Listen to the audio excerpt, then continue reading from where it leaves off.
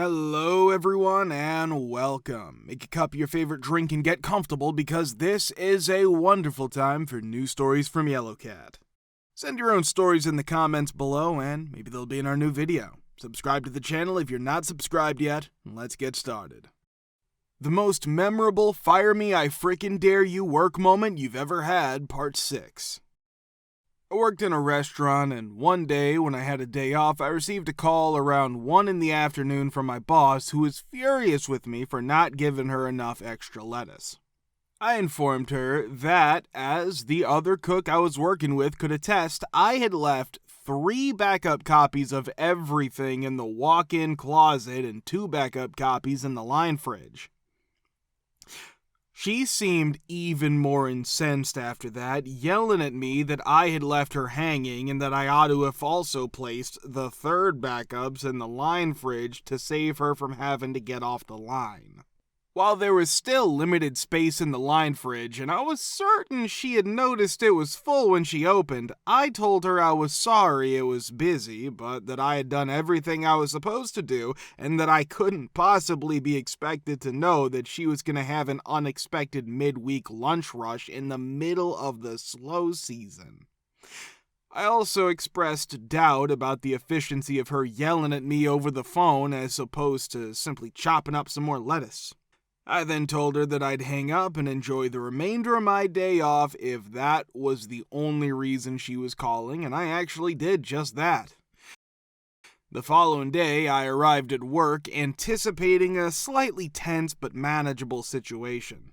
I wasn't expecting an apology from her because she was a very obstinate woman, but I figured by then she would have collected herself, realized she was inappropriate, and wanted to move on from the whole thing. Instead, she picked up where she left off on the phone and began yelling at me in front of the other kitchen staff members as soon as I changed into my kitchen whites.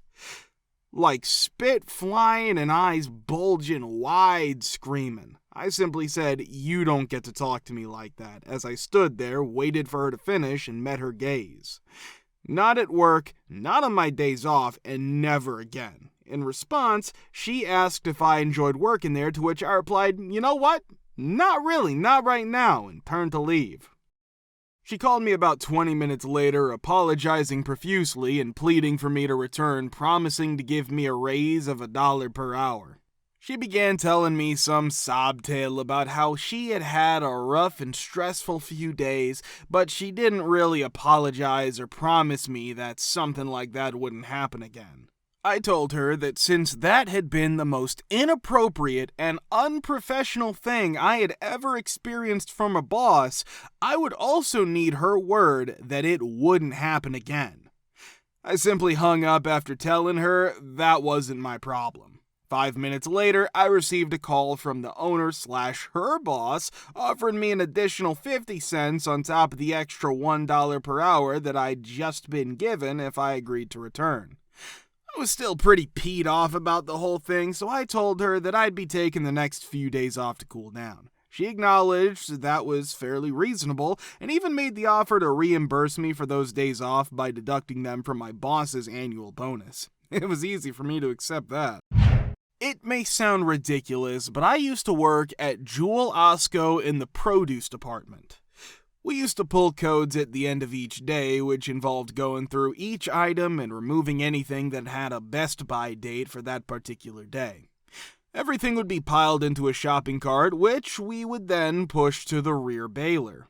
I got to baseball pitch fruits and vegetables into the baler and watch them explode, so this was my favorite part of the day.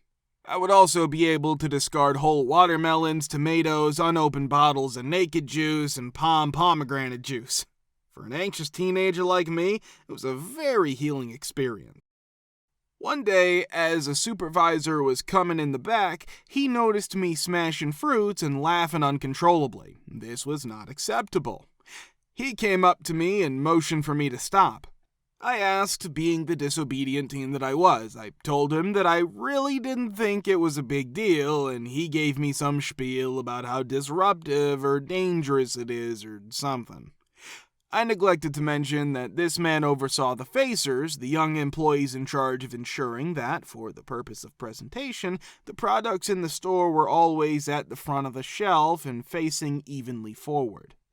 I felt his authority was lessened because we produce kids thought we were better than the faces. Yes, I know it's sad, but that's all we had.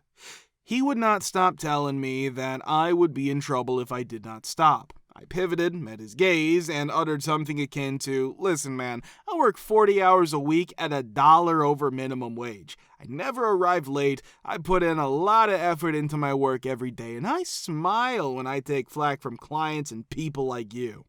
I only look forward to coming back here to enjoy my 10 minutes of fun at the end of the day. I'll be hucking melons at this baler for a while longer. Feel free to grab my manager." He gave me a look that was half anger, half confusion, and then turned to leave. He didn't speak to me once more. When I left for college a few months later, I ultimately had to quit. A few years later, I also learned that this specific supervisor had been fired for possessing illegal substances after it was discovered that he'd been arrested. I never had anything against him. I just wasn't going to let anyone steal my special time with the produce and the baler. Last year, I worked consecutive doubles for the Super Bowl. The day before and the actual day. There's a lot going on today because I work for a pizza place. To be honest, because of preparation, the day before is almost always worse than the day of. I completed these 4 shifts without any problems. Although it wasn't flawless, it was as good as it gets for this kind of bad storm. Very little acknowledgement. Whatever, I'm accustomed to it. The following day I have to work, and my cook called me out. Without deliveries, I was forced to manage the entire store by myself. I prepared each and every pizza. May not seem like a big deal when it's just the 2 of you, but managing the fryer while handling pasta and breadsticks is a big deal.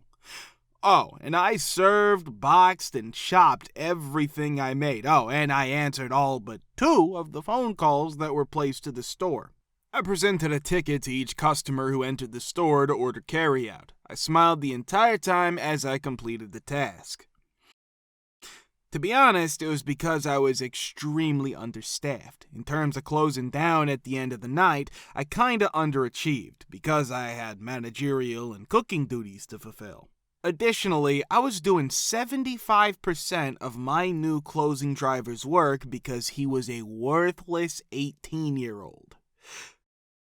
Reassembling the table was the only thing I skipped. I gave it a wash. I made it tempted. I completed everything correctly. I mopped and swept, completely pulled the whole shebang. The following day, at 9 in the morning, my boss gives me a call scolding me for not doing my work and asking me to come to the store to assemble the table. Remember that I work nights anyhow. It would be unwise to wake me up at 9 in the morning. Over the past 3 days, I've worked a total of 35 plus hours and have likely had the most stressful 3 or possibly 5 shifts in my career. I had not had a day off in 3 weeks. Told her to handle it on her own. Not the response she was hoping for. When the banshee stopped, I informed her that the only reason I would have to get out of bed and go to work would be to turn in my 2 weeks, since I hide my A. The song ended, so I went back to sleep. The most restful sleep ever. Side note, she no longer works for the company, and I do. Got promoted recently, so suck it. What unpleasant situations have you dealt with in your HOA or with S neighbors, part 6? I was hanging out with a friend at a car wash area when I was about 15 years old. It was just a strip of pavement that led up to the clubhouse and was right next to our apartment building. We hear someone yelling at us to leave right away or they'll call the police. When I look up at the building across the street, I see that the noise is coming from the 3rd floor. It's the head of the HOA, an old jerk, taking pictures of us from his apartment. My friends and I are like, at that moment, my mom pulled up and I told her what had happened.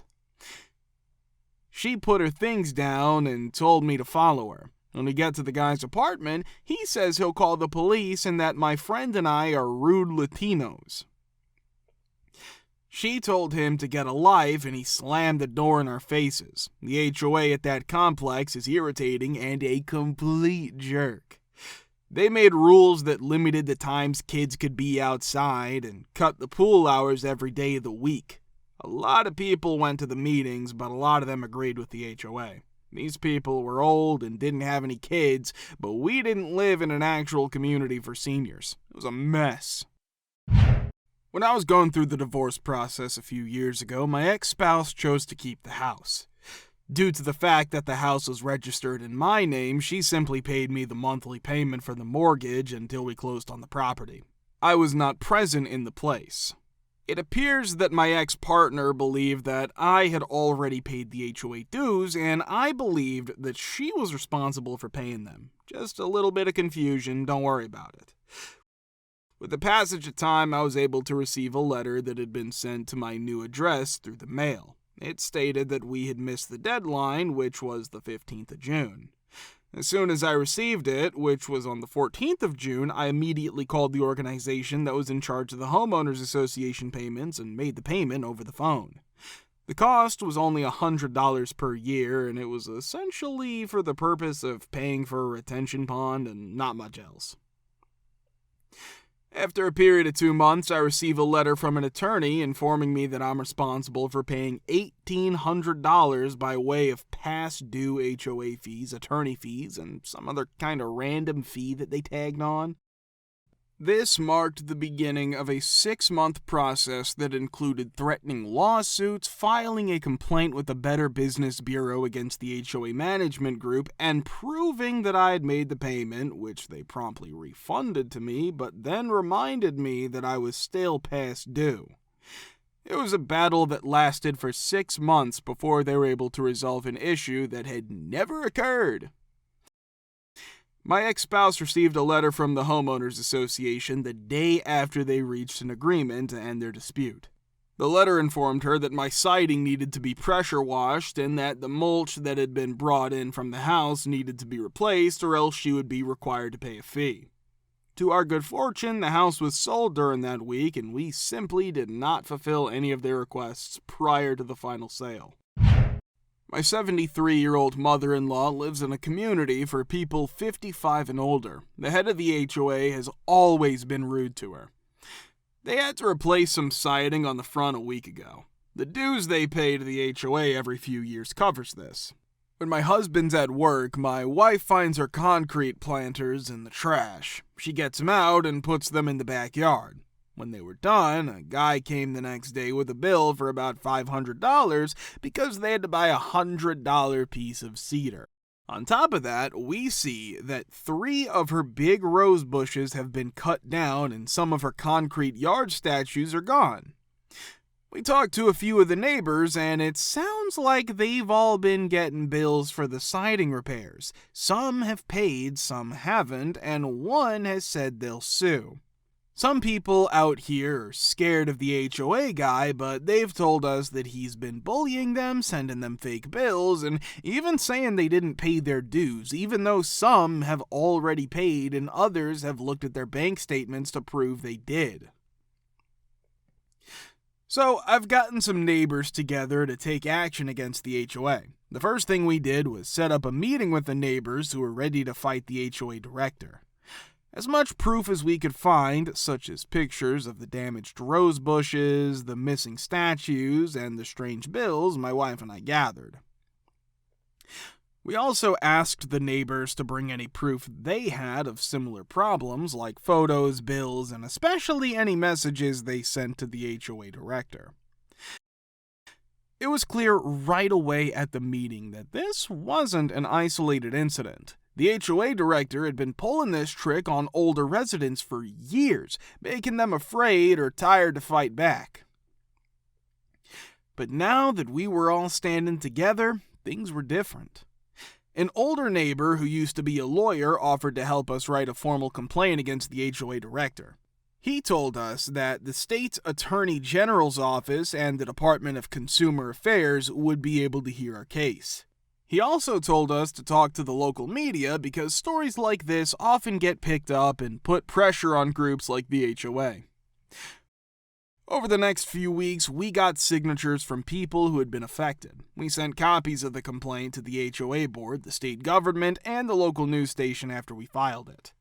The news came out right away. A local reporter wrote a story about the shady practices of the HOA director.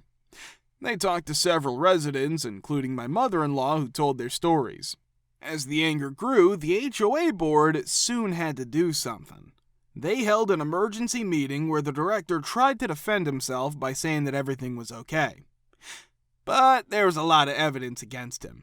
The board decided to fire him, and the state's attorney general began an investigation into the allegations of fraud. In the end, the director was not only fired, but he was also charged with several counts of fraud and theft. Residents who paid those fake bills were given their money back, and the HOA board had to officially apologize to the community. The rose bushes at my in-laws' house didn't grow back, but we helped her plant new ones, and the concrete planters and statues were put back where they belonged. When people in the community stood up to the bully who tried to take advantage of them, they felt safer, stronger, and more united. If you want to watch the part 5, click the link here. We're very, very glad to see you all in the comments again, and many thanks for the support.